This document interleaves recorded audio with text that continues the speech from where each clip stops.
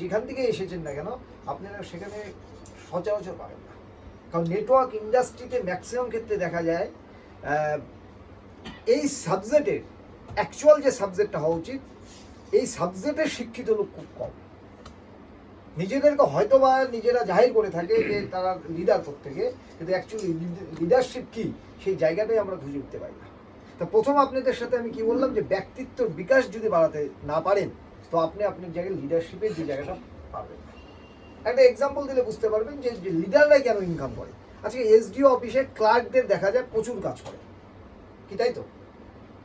বেতন সব থেকে বেশি কেন? নিশ্চয়ই এসডিও ভাই। আজকে আপনারা কলেজে চলে যাবেন, ক্লার্ক সব থেকে বেশি কাজ করে, প্রিন্সিপাল ক্লাসেও যায় না, বেতন কে বেশি পায়? প্রিন্সিপাল। তো নর্মালি আপনারা যে যে ডিপার্টমেন্টে যান না কেন দেখবেন যে লিডার সে রোজগার বেশি পায়। ক্লিয়ার বোঝা গেল? তারপরে প্রতিটা ব্যক্তিকে আপনাদের লিডারে কনভার্ট হতে হবে। তার মানে কি লিডার কি একদিন হতে পারবেন? হবে না। আপনাকে ছোট থেকে লিডারের জায়গায় পৌঁছাতে হবে। তো আপনি যদি মনে করেন আজকে থেকে আমি লিডার, মনে করাটা উচিত, কিন্তু আজকে আপনি কিন্তু ওই জায়গায় পৌঁছাতে পারবেন না। তো ওই জায়গায় পৌঁছানোর জন্য নিজেকে ডেভেলপ করতে হবে, যেটাকে বললাম ব্যক্তিত্বের বিকাশ বাড়াতে হবে।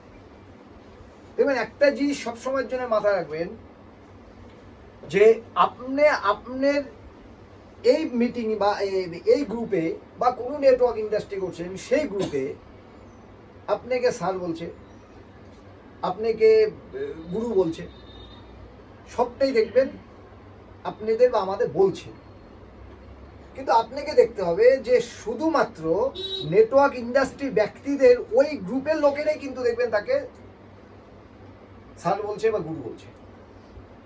তার বাইরের জগৎকে যদি দেখেন তাদেরকে কিন্তু ওইভাবে কেউ সম্মানিত করে না। আমি আশা করি বুঝতে পেরেছি কথাটা। অর্থাৎ আমরা যখন মিটিং করি ম্যাক্সিমাম লিডাররা শিখিয়ে দেয় যে অমুক জায়গায় গেলে আমাকে ফুল দিয়ে ছিটাবে। যে যে শিখিয়ে দেওয়া হয় সেই জিনিসের সম্মান কি? আমি কি বুঝতে পেরেছি কথাটা? তো নর্মালি এই জায়গাগুলোকে বোঝার চেষ্টা করবেন। আজকের নেটওয়ার্ক ইন্ডাস্ট্রি, আজকের সমাজে নেটওয়ার্ক ইন্ডাস্ট্রি যে পদ্ধতিতে চলছে, আর সেই পদ্ধতির জন্য ব্যক্তিত্ব সম্পন্ন লোকেরা নেটওয়ার্ক ইন্ডাস্ট্রিতে জয়েন হতে চায় না। কি বুঝতে পেরেছি কথাটা? আমরা একটু আলাদা ট্র্যাকে কাজটা করতে চাই। এবং আমার যতবার যার সাথে আমার ফেসবুক পোস্ট আছে আপনারা দেখবেন, বা আমার ইউটিউবে বা যেগুলো ভিডিও আছে আপনারা দেখবেন, বা আজকে যে আলোচনা বা বিভিন্ন সময় আলোচনাগুলো দেখবেন উপরওয়ালার আশীর্বাদে একটা আলাদা কিছু আমরা বহন করি, যেটা অন্যদের সাথে মেলে না। কারণ এখানে কাউকে শিখিয়ে দেওয়া হয় না যে ফুলের তোড়া আমাকে দিতে হবে, কাউকে শিখিয়ে দেওয়া হয় না যে যখন মঞ্চে ঢুকবো ফুলের ছিটাতে হবে। মাইন্ডটাকে এরকম ভাবে সেট আপ নিজেদের করতে হবে, ভালোবাসাটা যাতে অটোমেটিকলি আপনাদের তরফ থেকে চলে আসে। ক্লিয়ার বুঝতে পেরেছি কথাটা? এই জায়গাগুলোকে যদি আমরা করতে যাই আমাদের একটু ইউনিক হতে হবে। তবে ভাষাতে তো শুধু ইউনিক হয়ে লাভ নেই, আমাদের কর্মে ইউনিক হতে হবে। তো এই জায়গাটাকে যদি আমরা দেখি তো সেই জায়গাটায় আমরা পরিষ্কার দেখতে পেয়েছি আজকের সমাজে ব্যক্তিত্ব সম্পন্ন লোকেরা নেটওয়ার্ক ইন্ডাস্ট্রি করতে চায় না ওই ধরনের কিছু কর্মকাণ্ডের কারণে। আমরা কি চাই?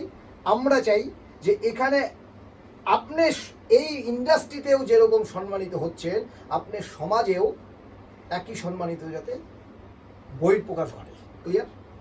অর্থাৎ আজকে যদি আপনি এখানে স্যার হয়েছেন তো আপনি সমাজেও আপনি স্যার না হলেও ওই রকম সম্মানটা যাতে পান।